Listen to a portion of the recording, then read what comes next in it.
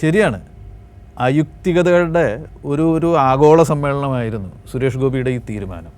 സുരേഷ് ഗോപി എന്തിന് തൃശ്ശൂരിൽ പോയി ഒരു നേർച്ച നേരണം, എന്തിന് ലൂർദ് മാതാവിനൊരു നേർച്ച നേരണം എന്നത് മുതൽ ഒരുപാട് അയുക്തികൾ ഇതിൻ്റെ ഉള്ളിലുണ്ടായിരുന്നു. എന്തായാലും അദ്ദേഹം അത് ചെയ്തു. പക്ഷേ ഈ പറഞ്ഞതുപോലെ, മനോജ് പറഞ്ഞതുപോലെ, അത് പരസ്യമാക്കിയിട്ട് ചെയ്തു. വഴിപാടാണെങ്കിൽ നേർച്ചയാണെങ്കിൽ അത് ഉള്ളിൻ്റെ ഉള്ളിൽ നേരുകയും, അല്ലേ, വലത് കൈ ചെയ്യുന്നത് ഇടത് കൈ അറിയാത്തതുപോലെ ചെയ്യുകയും ചെയ്യുന്നതാണ് പലപ്പോഴും നമ്മുടെ ഒരു കീഴ്വഴക്കത്തിൽ തന്നെ പരസ്യമായി ചെയ്യേണ്ട ആരാധനകളുണ്ട്. 100 വീട് കയറി ഇറങ്ങി പഴനിക്ക് പോകാം എന്നൊരാൾ നേർന്നാൽ 100 വീടുകൾ അറിയും ഇദ്ദേഹം പഴനിക്ക് പോകുന്നുണ്ട്, അതിനുവേണ്ടി ഭിക്ഷ എടുക്കാൻ വന്നിരിക്കുകയാണെന്നറിയും. അങ്ങനെയല്ലെങ്കിൽ ആ നേർച്ച പരസ്യമാക്കേണ്ട ഒരു കാര്യമില്ല. പരസ്യമാക്കി ഇത് ചെയ്തു. അവിടെയല്ലേ ഈ തെറ്റ് തുടങ്ങുന്നത്? തെറ്റെന്ന് പറഞ്ഞാൽ സുരേഷ് ഗോപി ഇപ്പോഴും ഈ കേരളം എന്താണെന്ന് മനസ്സിലാക്കിയിട്ടില്ല, തൃശ്ശൂർ എന്താണെന്നും മനസ്സിലാക്കിയിട്ടില്ല. ഈ തൃശ്ശൂർ എന്ന് പറഞ്ഞാൽ കെ കരുണാകരൻ എന്ന അധികായനെ ഈ ബി രാഘവൻ തോൽപ്പിച്ച ഒരു മണ്ഡലമാണ് ഈ തൃശ്ശൂർ.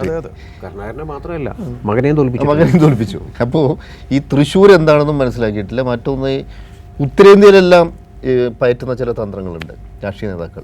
അതാണ് അദ്ദേഹം കേരളത്തിൽ പരീക്ഷിക്കുന്നത്. ഇതിൻ്റെ പശ്ചാത്തലം എന്തെന്നാൽ ഈ തൃശ്ശൂർ മണ്ഡലത്തിൽ ക്രിസ്ത്യൻ ന്യൂനപക്ഷങ്ങൾ ഒരു വളരെ നിർണായകമായ വിഭാഗമാണ്. നമ്മൾ മനസ്സിലാക്കേണ്ടത്, രണ്ടാം മോദി സർക്കാരിന് കീഴിൽ മുസ്ലിം ന്യൂനപക്ഷങ്ങളെക്കാൾ കൂടുതൽ ഈ സംഘപരിവാറിൻ്റെ അതിക്രമങ്ങൾ നേരിട്ടത് ക്രിസ്ത്യൻ ന്യൂനപക്ഷങ്ങളാണ്. അത് ശരിയായ രീതിയിൽ വിലയിരുത്തപ്പെട്ടിട്ടുണ്ടോ എന്ന് അറിയില്ല. ഇത് കൂടുതൽ അതിക്രമം നേരിടുന്നത് ക്രിസ്ത്യൻ ന്യൂനപക്ഷങ്ങൾക്ക് നേരെയാണ്. 500ഓളം പള്ളികളാണ് ഈ 2022 കണക്കുകളനുസരിച്ച് 500ഓളം അതിക്രമങ്ങൾ നടന്നു. ഇപ്പം മണിപ്പൂരിൽ ഇപ്പോഴും ശാന്തമായിട്ടില്ല. സുരേഷ് ഗോപി ആദ്യം ചെയ്യേണ്ടത് നമ്മുടെ കണ്ണൂർ യൂണിവേഴ്സിറ്റിയിലൊന്ന് പോകണം. അവിടെ ക്രിസ്ത്യൻ വിഭാഗത്തിൽപ്പെട്ട കുട്ടികളെ ഈ BJP ഡബിൾ എൻജിൻ ഭരണം നടത്തുന്ന മണിപ്പൂരിൽ അവർക്ക് പഠിക്കാൻ പറ്റുന്നില്ല. അങ്ങനെ നേരെ വന്നിരിക്കുന്നത് കേരളത്തിലാണ്. സുരേഷ് ഗോപി ആദ്യം ചെയ്യേണ്ടത് അവരെയൊക്കെ ഒന്ന് ആശ്വസിപ്പിക്കുക, അദ്ദേഹത്തിൻ്റെ പാർട്ടി നേതാക്കന്മാരൊക്കെ ബന്ധപ്പെട്ട് അവിടെ ജീവിക്കാനുള്ളൊരു സൗകര്യം തയ്യാറാക്കുക. അപ്പോൾ ഇത്തരത്തിൽ ഈ ക്രിസ്ത്യൻ ന്യൂനപക്ഷങ്ങൾക്കിടയിൽ ഈ മോദി ഭരണത്തിനെതിരെ ശക്തമായ വികാരമുണ്ട്. അപ്പോൾ അതിനെ മറികടക്കാനായുള്ള അദ്ദേഹം പയറ്റിയ ഒരു തന്ത്രമാണിത്. അതിനാണ് ലൂർദ് മാതാവിൻ്റെ അടുത്തേക്ക് പോയത്. ലൂർദ് മാതാവിൻ്റെ അടുത്ത് പോകുന്നു എന്ന് പറഞ്ഞാൽ പാറമേക്കാവിലെ അമ്മ മുതൽ ചേരമാൻ പള്ളി വരെ പലതും ഉണ്ട് അവിടെ ആരാധനാലയങ്ങളാണെങ്കിൽ.